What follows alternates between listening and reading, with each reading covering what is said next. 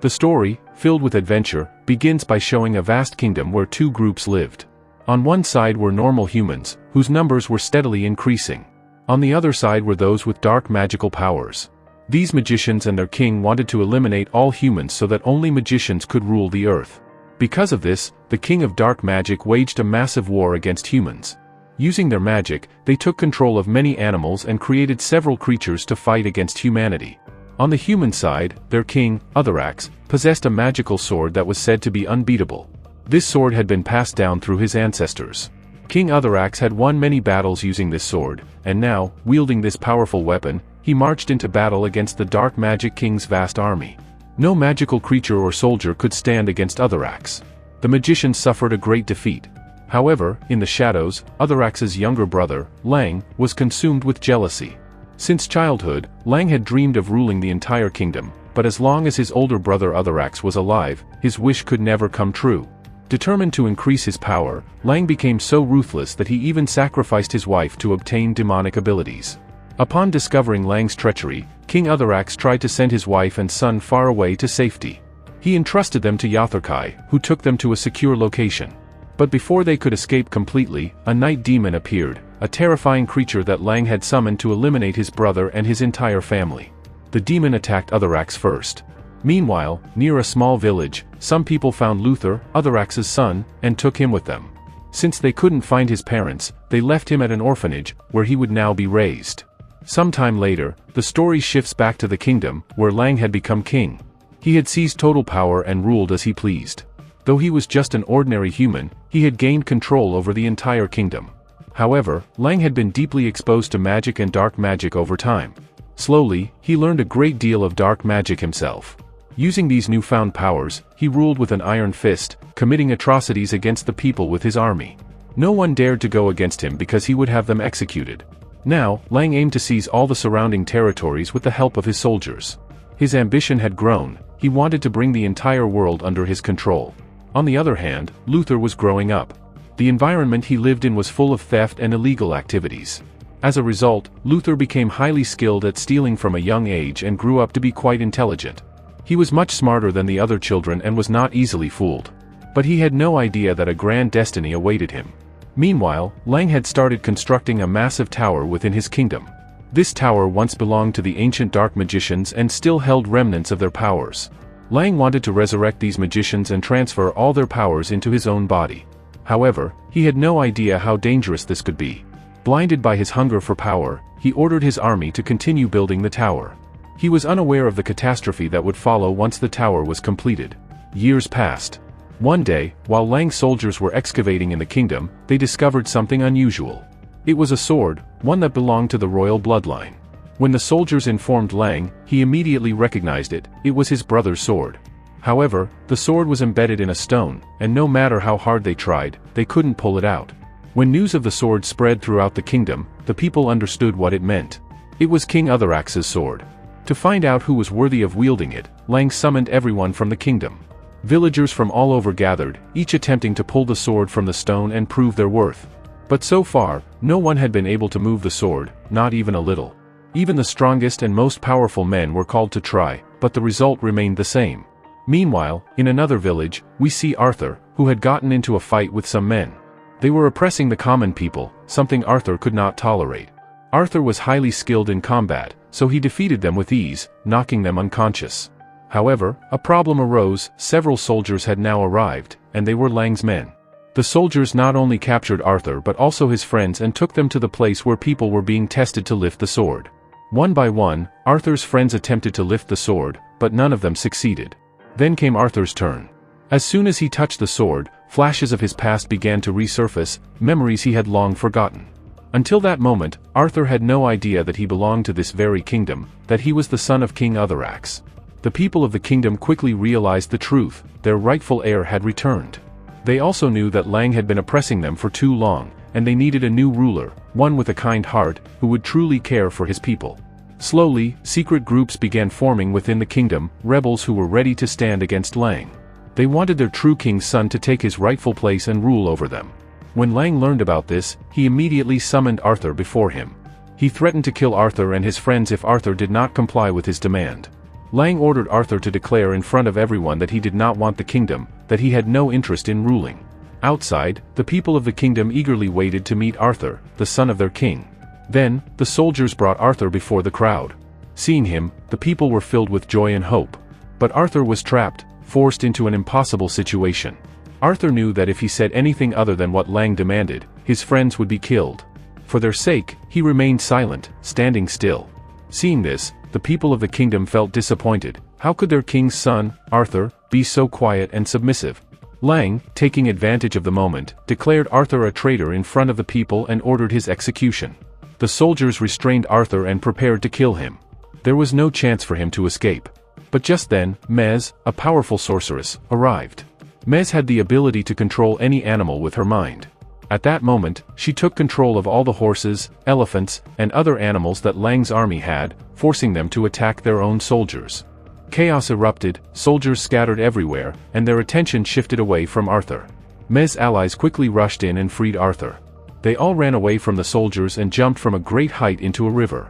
Since they disappeared into the water, no one could follow them. Mez and her companions had successfully saved Arthur's life. Arthur and his rescuers traveled to a village far away from the kingdom. There, everyone was eager to see if Arthur was truly the one who had lifted the sword. To confirm, Arthur lifted the sword once more, but as soon as he did, he collapsed, unconscious. He still hadn't learned how to control the sword's power. While Arthur was asleep, Mez used her magic on the sword, trying to understand his connection to it. As she performed her spells, she saw visions of the past. She realized that Arthur had no memories of his childhood. All of them had been erased from his mind. Now, Mez understood why the sword wasn't fully responding to Arthur's command. When Arthur woke up, Mez told him, "You must go to the Dark Lands." The Dark Lands were a dangerous place, but only by going there could Arthur recover his lost memories and unlock his true power. No one who had ever ventured into the Dark Lands had ever returned. But Mez and her companions had faith in Arthur. They believed that with the sword, he would find a way to survive. For Arthur, everything was new. But trusting Mez's words, he set off toward the Dark Lands. After traveling through long and treacherous paths, crossing towering mountains, Arthur finally arrived. He didn't expect much at first, but within moments, he was confronted by deadly creatures. At one point, a giant snake appeared before him. The snake was filled with deadly venom and tried to bite Arthur, injecting poison into his body. But in the end, Arthur possessed the most powerful sword. Using it, he slayed the serpent and continued cutting down every creature that attacked him, from flying beasts to monstrous creatures lurking in the forest. Arthur had never seen such creatures before, nor had he ever imagined such battles. But as he kept fighting, his confidence began to grow. After overcoming all obstacles, Arthur reached the peak of a towering mountain. This was the exact spot Mez had told him about. The moment he stood there, his sword suddenly began to glow brightly. And at that instant, his lost childhood memories came flooding back. Arthur could now clearly see how his father had died, and how his uncle had betrayed them. It was revealed that when the Dark Knight had come to kill his family, he had managed to kill Arthur's mother, but he hadn't been able to kill his father. Arthur's father, King Utherx, had fought fiercely. But ultimately, he was betrayed by his own brother, Lang.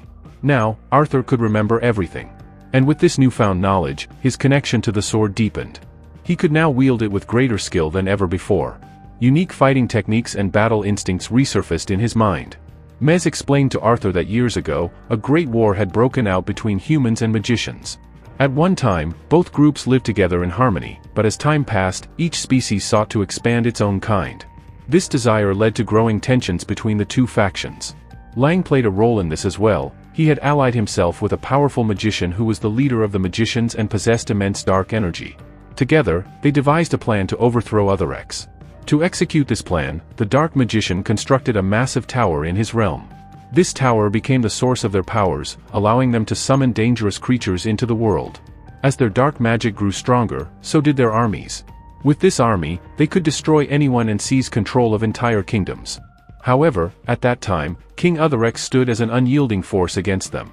In the battle that followed, the Dark Leader lost his magical powers, and Lang's plan ultimately failed. Now, Lang was once again attempting to rebuild that massive tower.